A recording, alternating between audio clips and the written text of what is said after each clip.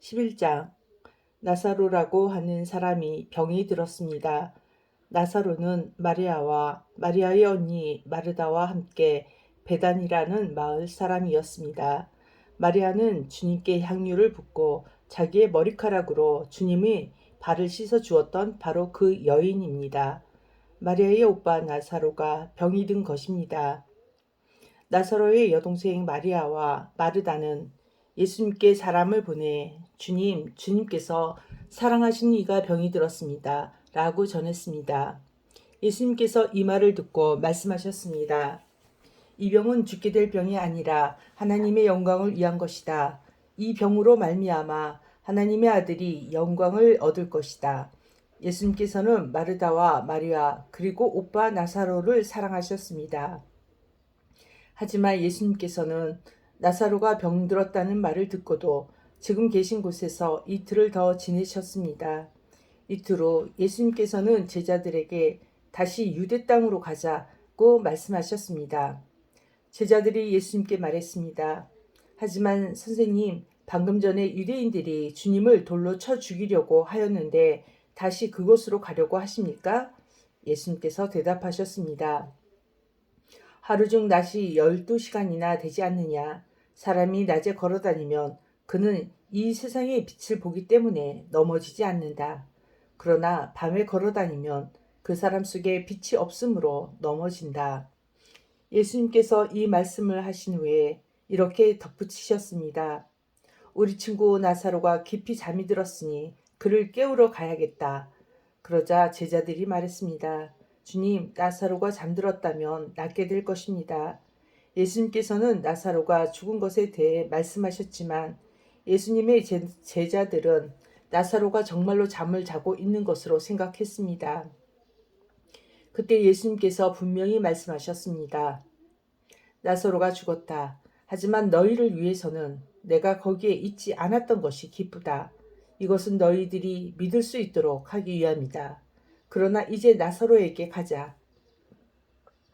그때 디두모라는 별명을 가진 도마가 다른 제자들에게 우리도 주님과 함께 죽으러 가자고 말했습니다. 예수님께서 나사로가 있는 곳에 도착했습니다. 그때 나사로는 이미 죽어 무덤 속에 있는 지 사흘이나 되었습니다. 베다니는 예루살렘에서 약 3km 조금 못 되는 곳에 있었습니다. 많은 유대인이 오빠를 잃은 마르다와 마리아를 위로하러 두 자매에게 왔습니다. 마르다는 예수님께서 오신다는 소식을 듣고 예수님을 마중 나갔고 마리아는 집에 남아 있었습니다. 마르다가 예수님께 말했습니다. 주님께서 여기 계셨더라면 제 오빠가 죽지 않았을 것입니다. 그러나 지금이라도 주님께서 하나님께 구하시는 것은 무엇이든지 하나님께서 주시리라는 것을 알고 있습니다.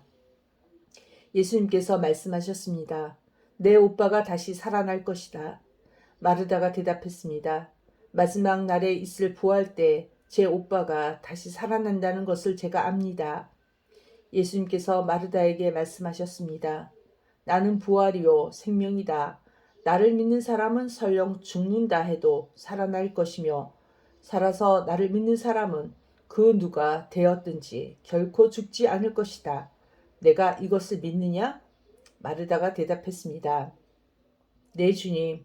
저는 주님께서 그리스도이시며 세상에 오시기로 한 하나님의 아들이심을 믿습니다. 마르다는 이 말을 하고는 집으로 돌아갔습니다. 마르다가 마리아를 따로 불러 말했습니다. 선생님이 여기 오셔서 너를 찾으셔. 마리아는 이 말을 듣자마자 바로 일어나 예수님께로 갔습니다.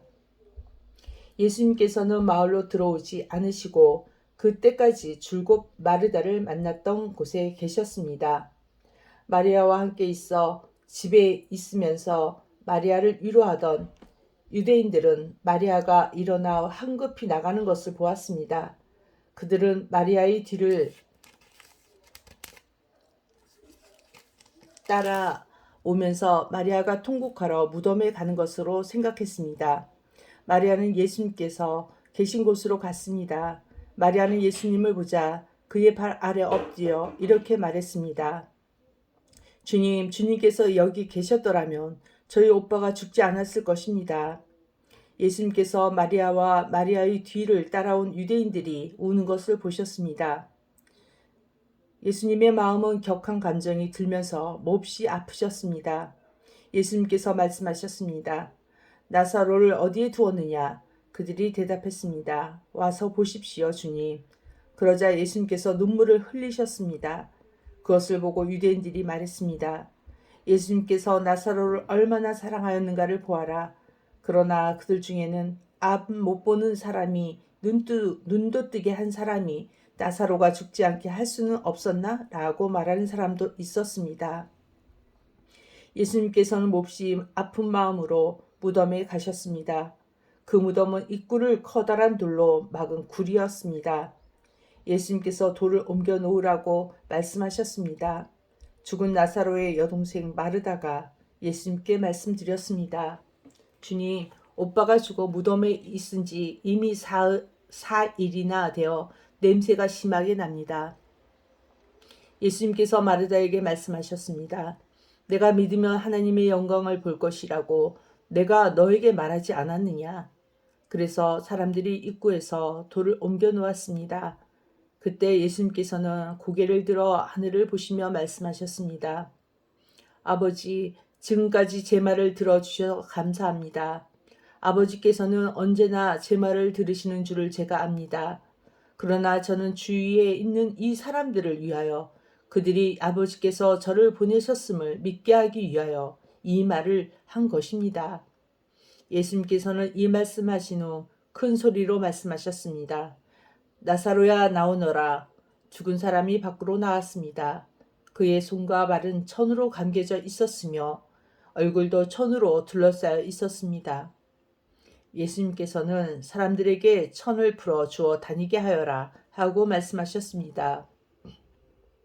마리아에게 조문하러 왔던 유대인들은 예수님께서 하신 일을 보고는 그분을 믿었습니다. 그러나 그들 중 어떤 유대인들은 바리새인들에게 가서 예수님께서 하신 일을 일러 바쳤습니다. 그러자 대제사장들과 바리새인들은 산헤드린을 열어 의견을 물었습니다. 어떻게 하면 좋겠습니까? 이 사람은 많은 표정을 행하고 있습니다. 만일 우리가 이 사람이 하는 대로 계속 내버려 둔다면 모든 사람이 그를 믿을 것입니다. 그러면 로마 사람들이 와서 우리 땅과 민족을 모두 빼앗아 버릴 것입니다. 그들 중에 가야바라는 한 사람이 있었습니다. 가야바는 그 해의 대제사장이었습니다. 가야바가 이렇게 말했습니다. 여러분들은 아무것도 모르시는군요. 민족 전체가 멸망당하는 것보다는 한 사람이 백성을 위하여 죽는 것이 더 낫다는 사실을 깨닫지 못하십니까? 이 말은 가야바가 스스로 한 말이 아니었습니다. 그는 그의 대제사장이었으므로 예수님께서 유대민족을 위해 죽게 될 것을 예언한 것이었습니다. 가야바는 예수님께서 유대민족만이 아니라 사방에 흩어져 있는 하나님의 자녀들을 하나로 만들기 위해 죽으실 것을 예언한 것입니다. 그날 이후 유대의 지도자들은 예수님을 죽일 계획을 세우기 시작했습니다.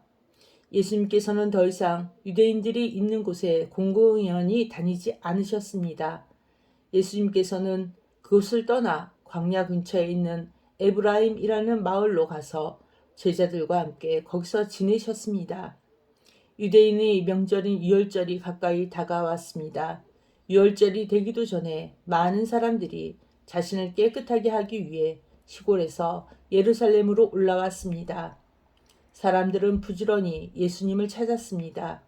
그들은 성전뜰에 서서 서로 물었습니다. 당신들 생각은 어떻소? 그분이 명절에 안 오시지는 않겠지요?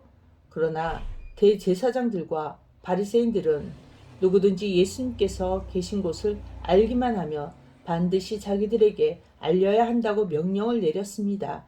그것은 예수님을 체포하기 위해서였습니다. 아멘.